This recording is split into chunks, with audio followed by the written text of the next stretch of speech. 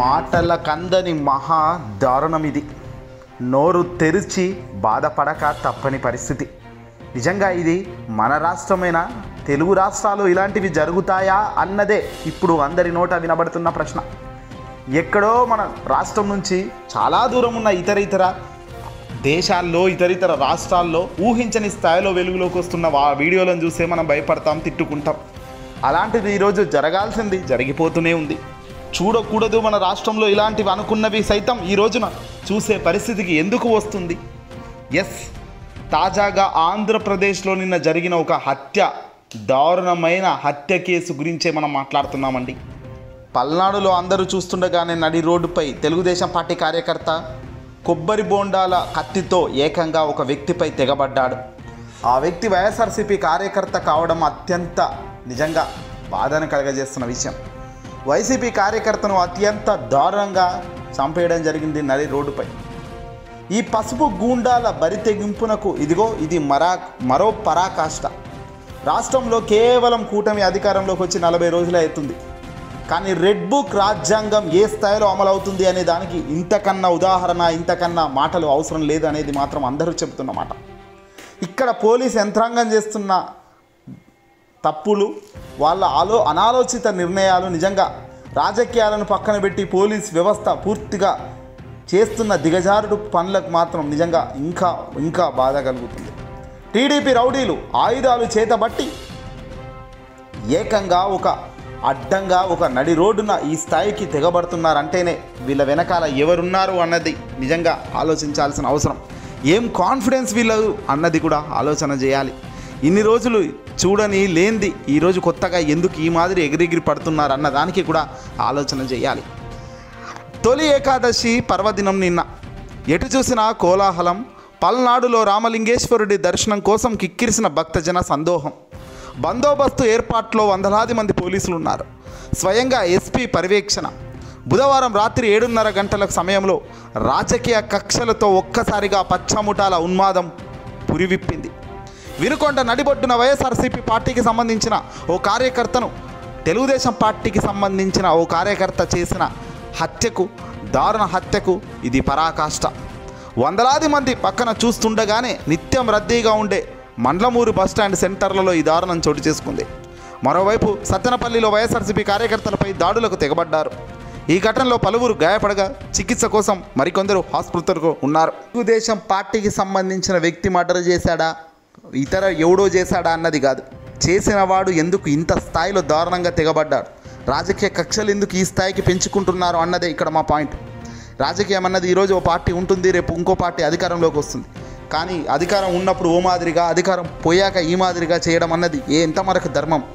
ఇక తెలుగుదేశం పార్టీకి సంబంధించిన కార్యకర్త అన్నడానికి రుజువులు కూడా వెలుగులోకి వచ్చాయి.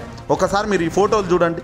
తెలుగుదేశం పార్టీ చంద్రబాబు నాయుడు కోసం ప్రచారంలో భాగంగా అతను పాల్గొనడం కానీ, ఒక్కసారి ఈ ఫోటోలు చూడండి. రెడ్ టీషర్ట్లో ఉన్న వ్యక్తి, కేక్ తినిపిస్తున్న వ్యక్తి ఇతనే, మర్డర్ చేసిన వ్యక్తే.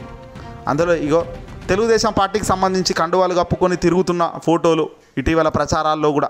ఈ స్థాయిలో ఈయన తెలుగుదేశం పార్టీకి దగ్గరగా ఆయన పనిచేస్తున్నప్పటికీ ఈయనను తెలుగుదేశం పార్టీ అనొద్దు అంటే ఎలా?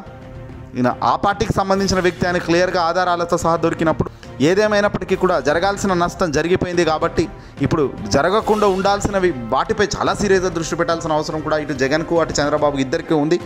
రాజకీయ కక్షలతోనే ముందుకు అడుగులు వేస్తామంటే మాత్రం చాలా తీవ్రమైన పరిణామాలు ప్రజలు ఎదుర్కొంటారు. ఆ ప్రజానికమే చివరికి బలవుతున్నారు అన్నది కూడా ఇది చాలా బాధాకరమైన విషయం అనేది కూడా చెప్పాల్సిన అవసరం ఉంది. ఆంధ్రప్రదేశ్ మాజీ ముఖ్యమంత్రి వైఎస్ఆర్సీపీ పార్టీ ప్రధాన అధినేత జగన్మోహన్ రెడ్డి గారు సంచలన ఆగ్రహం వ్యక్తం చేస్తూ రియాక్ట్ అయ్యారు. రాష్ట్ర వ్యాప్తంగా జరుగుతున్న పరిణామాలపై, కేవలం కూటమి అధికారంలోకి వచ్చి అసలు ఎన్ని రోజులైంది, వీళ్ళు ఏం చేస్తున్నారు అనే దానిపై జగన్మోహన్ రెడ్డి గారు చాలా సీరియస్గానే ట్విట్టర్ వేదికగా రియాక్ట్ అవ్వడం జరిగింది. రాష్ట్రంలో రాక్షస పాలన కొనసాగుతుంది. లా అండ్ ఆర్డర్ అన్నది ఎక్కడా కనిపించడం లేదు. ప్రజల ప్రాణాలకు రక్షణ లేకుండా పోయిందని, వైఎస్ఆర్సీపీని అణగదొక్కాలన్న కోణంలో ఈ దారుణాలకు పాల్పడుతున్నారు. కొత్త ప్రభుత్వం వచ్చి 1.5 రోజుల్లోనే ఆంధ్రప్రదేశ్ అంటే హత్యలు, అత్యాచారాలు, రాజకీయ కక్షలతో చేస్తున్న దాడులు, విధ్వంసాలకు చిరునామాగా మారిపోయిందన్నారు జగన్. నిన్నటి వినుకొండ హత్య జరిగిన ఘటనపై జగన్ ఆగ్రహం వ్యక్తం చేశారు. నడి రోడ్డుపై జరిగిన ఈ దారుణ కాండ ప్రభుత్వానికి సిగ్గుచేటన్నారు జగన్. ముఖ్యమంత్రి సహా బాధ్యతతో వ్యవహరించాల్సిన వ్యక్తులు రాజకీయ దురుద్దేశాలతో వెనుకుండి ఇలాంటి దారుణాలకు ప్రోత్సహిస్తున్నారు. ఎవరి స్థాయిలో వాళ్ళు రెడ్ బుక్ రాజ్యాంగాన్ని అమలు చేస్తూ పోలీస్ సహా యంత్రాంగాలన్నిటినీ నిర్వీర్యం చేశారు. దీంతో నేరగాళ్లు హంతకులు చెలరేగిపోతున్నారని, అధికారం శాశ్వతం కాదని, హింసాత్మక విధానాలకు వీడాలని చంద్రబాబును గట్టిగా హెచ్చరిస్తున్నానన్నారు జగన్. రాష్ట్రంలో కొత్త ప్రభుత్వం ఏర్పాటైన తర్వాత జరిగిన హింసాత్మక ఘటనలపై కేంద్ర ప్రభుత్వ ఏజెన్సీలతో ప్రత్యేక విచారణ జరగాల్సిన అవసరం ఉందన్నారు. రాష్ట్రంలో దిగజారిన శాంతి భద్రతల పరిస్థితులపై వెంటనే దృష్టి పెట్టాలని దేశ ప్రధాని నరేంద్ర మోదీ గారిని, అలాగే హోంశాఖ మంత్రి అమిత్ షా గారికి విజ్ఞప్తి చేస్తున్నానన్నారు జగన్. వైఎస్ఆర్సీపీ కార్యకర్తలు ఎవరూ కూడా అధైర్యపడొద్దని, అన్ని రకాలుగా అండగా ఉంటానని భరోసానిస్తున్నానన్నారు జగన్.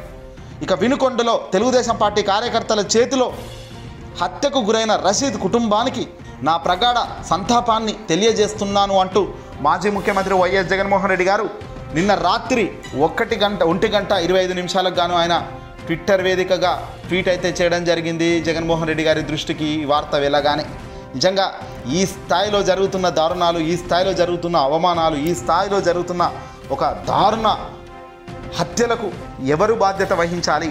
ఈరోజు ఆ వ్యక్తి ప్రాణాలు కోల్పోయాడు, అన్యాయంగా ప్రాణాలు కోల్పోయాడు.